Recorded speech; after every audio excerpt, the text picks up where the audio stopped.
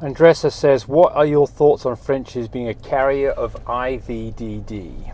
So this is the vertebrae potential disorder.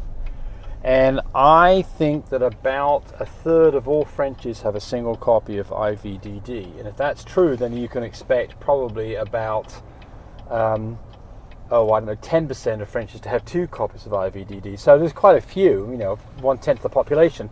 And I can tell you this, is although Frenchies can suffer from spine problems, I think that probably it's one of these things like DM where we do a lot of testing. It makes money for the testing companies, and I think it's probably not a huge issue. But that's anecdotal evidence from what I've seen. You'd rather the dog didn't have it, because then it wouldn't even be an issue at all. You wouldn't have to even broach the subject. But of course, there's a lot of other genes that are present there that you can't even test for. So, IVVD is only one part of the whole thing. I don't think it's a huge deal. But again, that's my thoughts. Boosted Frenchie says, to be honest, your heroes look like regular fawns that carry cream or intensity. Well, they are different. So your heroes have this white on the underneath, like a Shiba Inu. They're white on the underneath, white on their cheeks, a little bit of white above it. So tan points are rather different. Tan points show up as white on their feet, not on their underneath. And fawns are the copy of cream or intensity. Well, the real question is, what makes a Euro hero? And because the Euro heroes have it on the inside of their thighs. Yes. And down their legs, yes. and then. So I'm still struggling to find out what makes a Euro hero. Yeah. Apparently, you put a Euro hero with a Euro hero, you get majority Euro heroes, because that's what we've done twice with Kit. Yes. But Kit is unique in the way she looks. She doesn't look like regular fawns, but it's not wildly different. I don't want to act like it's a. Well, I think it's a special deal, because that's why I'd buy her for, because she was unique. Well, that's true. Yeah. So you want a unique dog. That's it's like what a Shiba Inu. Shiba Inu is a Shiba Inu because so we of these bred her colors. to the same dog we did before, and it's the exact same thing again. Yeah. So right. Yes. I like it. Yeah, I agree. It's I'm with unique. you too. Yeah.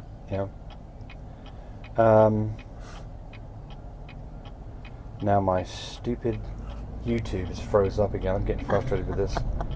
So while that's going on, I've got one more question I can answer here. So we'll answer this one. Angie Pretty says, what is the tube that goes in the syringe? We're talking about AIing a dog here is what we're talking about. So the answer is the AI tube. That's an AI rod. So you buy a, let's make the sun off me a little bit here, might make it a little bit better. The AI rod, and they come in different lengths, different sizes, but the ones that we use for French is 8 to 10 inches long.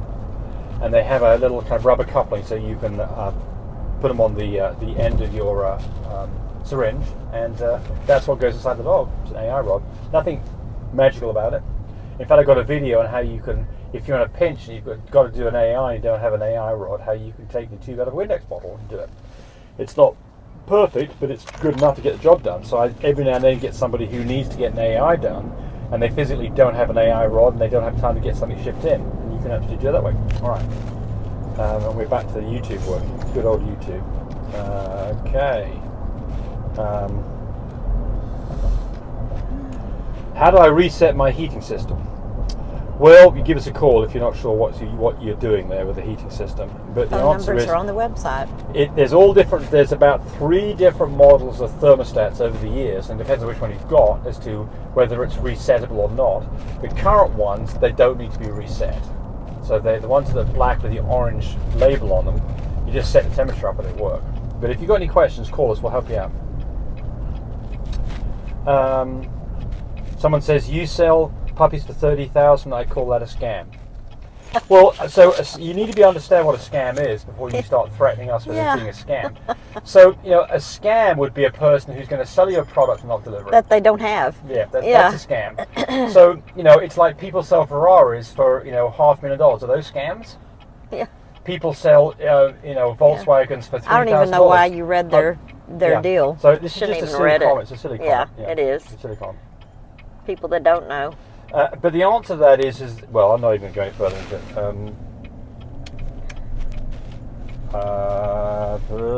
Someone says here, Kelly O'Leary says, glad to have us in your life. She's talking about the ability to look at our videos. Just started breeding Frenchies. Plan on purchasing all the necessary equipment for whelp on your website. Thank you, appreciate that. Also, might use one of your studs, ship semen. I live in PA. I'm so grateful. Yeah, well, you're welcome. Really? Anytime we can help. Look, even if you're not using our products, we're grateful if you do. But even if you don't, or if you don't use our studs, we're still here to help you. So don't feel obligated. We want you to buy something from us because it works the way that we say it works, and it's not a scam. Yeah, yeah. If we don't like it, it's not on our website. Yes. So Tosh Gillyhooley says, he's talking about the new litter of kits, says day 2, what happened on day 1?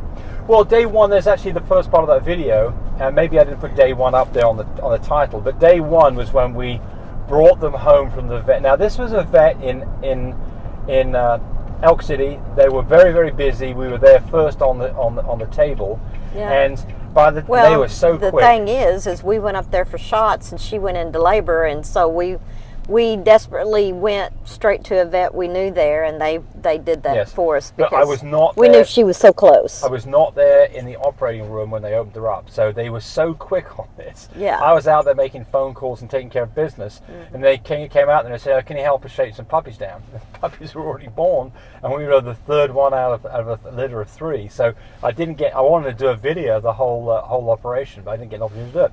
So what happened on day 1? Day 1 was very easy. The puppies came home with us in the incubator. We did do a video at our son's house so they could have a drink before we took them on a 3-hour drive. And they are doing fantastic. They are piling the weight on. Everybody's really happy. They actually got their dew claws removed this morning so we can send the DNA off, which we'll have that hopefully in about another week or so. But right now, they're doing real good. It's an easy, yeah, Kit's a wonderful mother. She's a great mom, yeah. Yeah, every time we go in and out the door, she has to bark out. Yes, right, yes. She is alerting that she's a new mama. Or not not her first time, for sure. But got babies in the house. Yes. Be quiet, is what she's saying. Somebody's asking, congratulations on the litter, what kennel do you use in your kennel? Well, that is actually one that Tammy had purchased some time ago that was a baby monitor. And it's kind of old school, so it's just got a little tiny color screen, and it's just a wireless remote. Oh gosh, I probably bought it 3 years ago. Yeah, actually we replaced that today. I had here comes a bump. What do you call it? A Wi-Fi camera. I think I purchased that on Amazon for like $35, and it works great. It's a pan tilt zoom, and it's in their night camera, and it works great, and it goes right to your iPhone. So that's what I use now.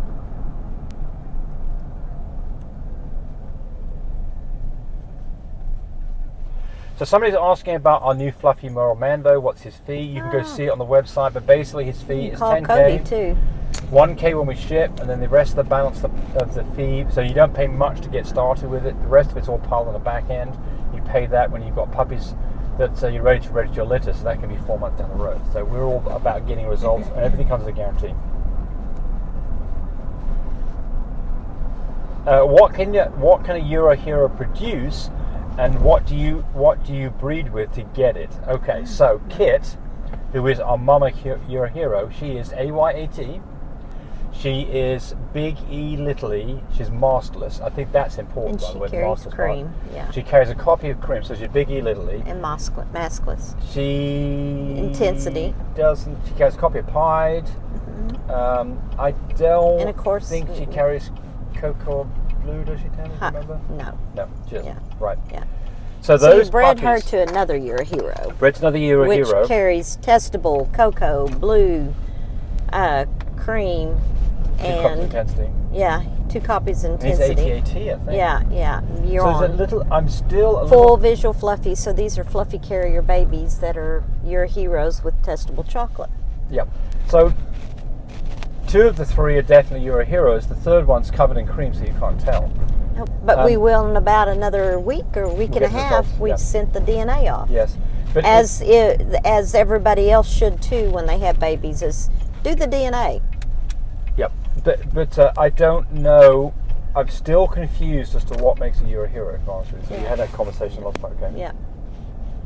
Somebody talk about Amando again. How do we inquire about him? You give Cody a call, Yeah, 806-664-0173. It's the very beginning on the logo is his phone number. Yeah. He'll take your call. 806-664-0173. Asking about, it says, beautiful litter from Kit. Yes, they are.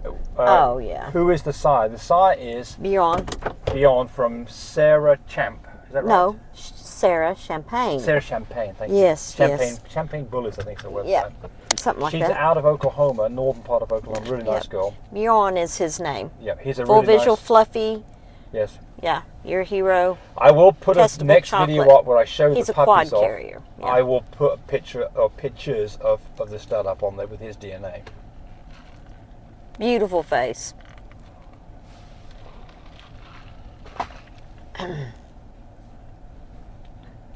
Sarah Coleman, gorgeous pups. 1,000% agree with Tammy. A good mama is worth their weight in gold. Oh, you bet. Yep. So it does make life easy. I mean, there's two things that make life easy: our whelping system and a good dog. To go. So here's an interesting one. Santa Antifa said, I ended up, so she used our heater system. She says she ended up scrapping the PVC rails and used small pool noodles and zip ties because the babies were getting stuck in the corners. Otherwise, no issues with my setup. So I don't know why you didn't get this. You should have got some little pool noodles that go on the little post from the corner pieces to stop that from happening. Because we did have a problem with that. And the fix for that was to sort of stop them getting back behind it by putting a little short piece of pool noodle back there. So, And that should have came with the kit. should have come with a kit. So I need to find out what's going on with that. Okay. You can go tell what I think about. No, because when you go back there, you interfere with her going. Oh, okay. Well, I'm almost done here.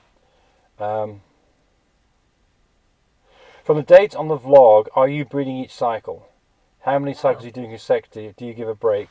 Interesting to get your thoughts. I do 2 and then do a break. So ones that I have watched that agree with the consecutive breeding, say 2 in a row, then 1 rest. Then another. There's all different kinds of answers, but you want to make sure your female bounces back to health really good. And of course, like James says, in the wild, they did it every time they came into heat. Yeah, so I've got a video on this. It's called, if you look up just the simple word unethical, you'll find a whole 20-minute dissertation about when you should be breeding and when you shouldn't. And it's just not as simple as 2 on and 1 off. It's all about what the results were last time. But I'm not going to go into all that here. And then she said spay and then reduce the chance of breast ovarian cancer. Correct about that. But don't do a spay during the last C-section. That is a bad way to do it. Yeah, anytime you got babies that are being born, you don't do a C-section or a spay. Okay. So God Life says in Ukraine, as soon as a human baby is born, they did put it in the nursery and brought it to mother only to feed and back to the nursery. Okay. I wouldn't. I like that as a solution personally, but I mean it obviously works. Okay. All right, we've got to go look after our daughter's dog. He's got to be let out because she's away, so we'll go do that right now. Say goodbye. Bye. Thanks for watching the video. I really appreciate people who subscribe to me. It helps me, encourage me to do more of these videos. But do remember, disclaimer here, I am not a vet. I'm not a licensed medical professional. I'm purely a person who's been breeding dogs for the last couple of decades. Any information that you got from this video, use at your own risk. There's nothing implied here, and certainly this should not be used as a substitute for advice from your veterinarian or your medical professional. I hope you enjoyed the video. Come back for more of them. Bye.